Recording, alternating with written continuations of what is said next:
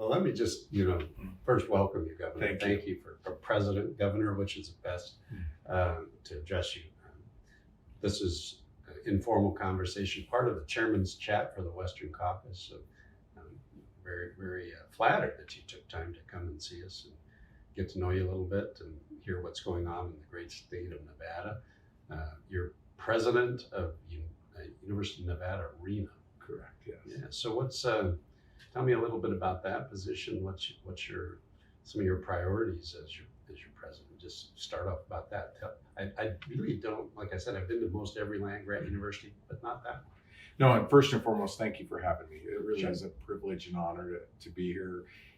It's wonderful to meet you, and I look forward to the conversation. But yes, I am the president of the University of Nevada, Reno, founded in 1874. Original land grant university. If you do the math, we'll be celebrating our sesquicentennial in 2 years. Did you say the original Land grant university, Really? yes, in Nevada, of course. Yeah. But we it's a university of about 21,000 students. We're an R1 Carnegie High Research University, which means one of the top 100 research universities in the country. We're also a Tier 1 university. One of the things we're most proud of is we have the Mackey School of Mines, which is one of the preeminent mining schools in the United States. But we have 13 colleges and schools. We can talk about that. But certainly we're really jealously guard our reputation and the opportunities that we provide for our students. We also have a medical school as well. So, Nevada, everybody thinks of Las Vegas and what's going on there, but there's a tremendous amount of resources and opportunities in Nevada that I've become aware about just in the last few years. Certainly today in current events, there's a lot of things that we're looking at, and part of the focus of the Western Caucus are natural resource issues, agricultural issues, but Nevada's got some advantages, critical minerals area. Is that something that University of Nevada focuses on through your mining school? Yeah, we do. And you mentioned Las Vegas. We're proud of Las Vegas. It's the entertainment and sports capital of the world. I enjoy it there as often as I can. But we also are extremely proud of the mineral resources that we have. And one of the things I'd like to talk about is if Nevada was a country, we'd be the 5th largest gold producer in the world. Is there? Yes. And we also have, I think we're top 10 in the production of silver as well. We have copper mines, we have molybdenum mines, but one of the big resources that recently has been discovered is lithium. Yes. Mr. Amadei and I were talking about that. In fact, in one of our productions about remind me, I think it's the Thacker Pass, yes. Thacker Pass, yeah.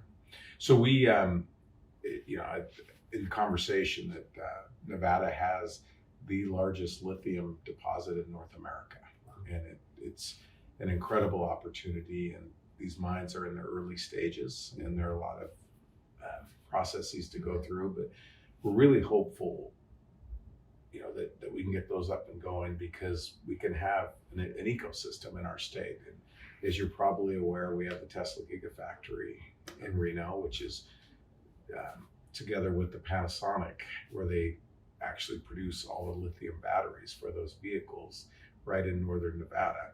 We also have a company called Redwood Materials, which was recently developed, which will be the largest lithium recycling entity in the country. And with those lithium deposits, obviously, we can do that all in one place. So in terms of the life cycle of a battery, so we can produce the lithium, and we can manufacture the battery, manufacture the vehicle, use the battery, then recycle the battery, and have a closed loop. Full circle. Yes. Right there. Wow. Well, that's going to be critical moving forward.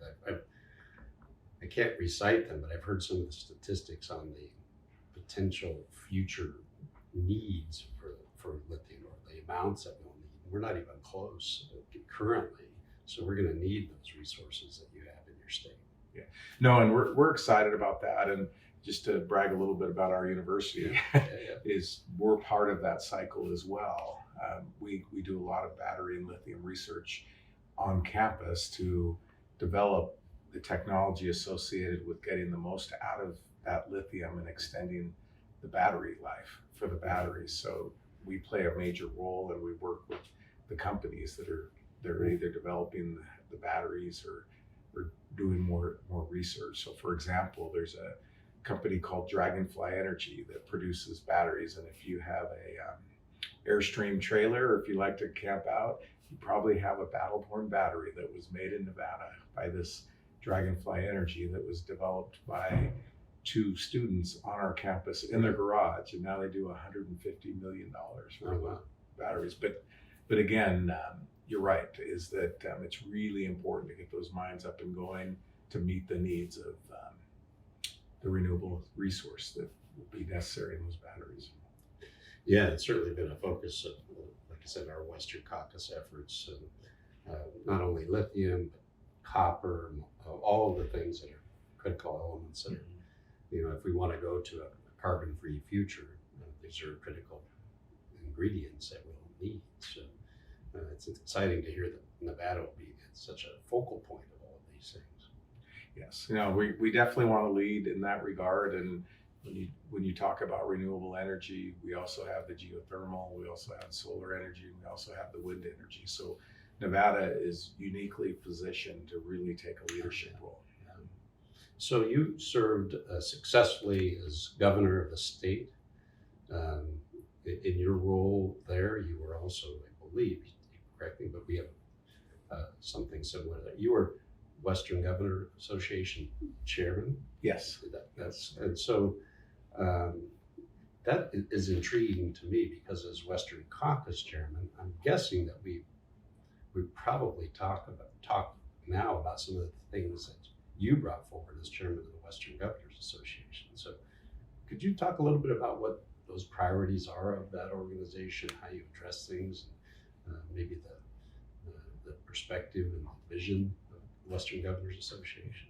No, of course. And that was one of the highlights of my service as governor, was to first be a member of the Western Governors Association and then serve as chair. And the way it works is each chair has the opportunity to choose a subject that he or she wants to focus on. Mine was drought, and which I think is topical even now. But at the time, at least in Nevada, we were enduring one of the worst droughts in our history.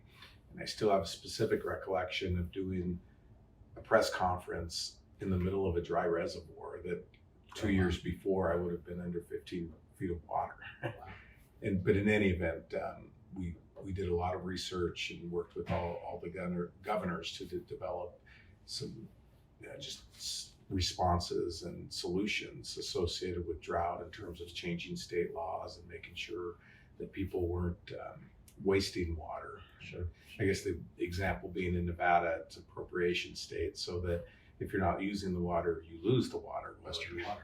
Exactly. And so in any event, adjusting the laws to really encourage conservation. And reuse as well. Correct. Yeah. Right. Now, I was recently in Las Vegas for some meetings, and flying in, we saw Lake Mead, and the bathtub ring is very evident around that. I was told that this is the lowest level it's ever been at since construction of the dam. So, yeah, that's correct. And it's really concerning, particularly for a large metropolitan area like Las Vegas. But again, to be a little proud of my state, the Las Vegas water system, Lake Mead, is one of the most efficient water systems, if not the most efficient water system in the world. They recycle 95% of their water. oh, So, and they recently invested to put a new intake in Lake Mead to ensure that because the lake can only go so low, but they'll always have a sufficient intake of water to continue to provide, the needs of Las Vegas. So say that again, 95% Correct. of the water is reused. Reused. Wow. So there's very little leakage in the municipal, piping system and what have you. But it is one of the most efficient water systems around. That's amazing. That's amazing. The time I've spent as chairman of the Western Caucus, we've been to Arizona, Colorado, Nevada, Utah, a lot of the states that are California, and seeing the resourcefulness of the people to meeting these drought challenges. It's truly amazing and inspiring. People can do this and work, but it takes working together. It doesn't matter if you're Republican or Democrat. We've got a common goal here of making this water stretch. And it's pretty amazing what people can accomplish. Yes, no, and the creativity and just the intellects that come together. And I do recall, the Western governors working with the U.S. Congress and with the delegations in order to accomplish things, because obviously there are some federal issues that have to be addressed at a congressional level and their state level. So when everyone comes together, typically we all do the right thing and get things done. Yeah, that's exactly right. And that's one of the goals of the Western Caucus too, is to we like to bring members of Congress to places like Nevada to see what you're doing so that we can better understand the challenges and come back here so we can help educate and inform people so we make the right decisions to be a help and not a hindrance in you achieving your goals. And so I think we've been able to do a lot of that and look forward to doing more. No, we'd love to have you and invite you and your members to come to Nevada anytime. Congressman Amodei is always a great host, and I don't know if there's anybody who knows that the state, especially Northern Nevada, any better than Congressman Amodei. No, he's been a great partner. He's one of my vice chairmen of the Western Caucus. He's been a tremendous leader in many of the issues that you've talked about, helping us understand better the challenges that Nevada is facing. And so really appreciate his leadership there, his input. It helps us be better as members of Congress. No, thank you. And Mark's a friend and somebody that I've worked with for many, many years.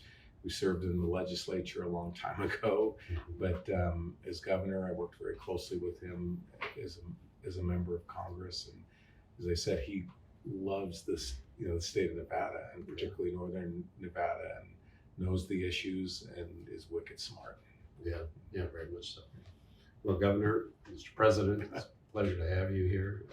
Anything you'd like to say about the Wolf Pack or Go Nevada? Well, of course. Thank you for the opportunity. But again, we're very proud of our university, proud of our students and faculty, and our university will be at the forefront in terms of producing graduates that are going to change the world. So we really appreciate the opportunity to talk about the university. I appreciate the opportunity to be with you today and offer our assistance at any time. I appreciate that a lot. Thank you. Well, thanks for coming by. Yeah, my pleasure. Good to meet you. Nice meeting you. Thank you.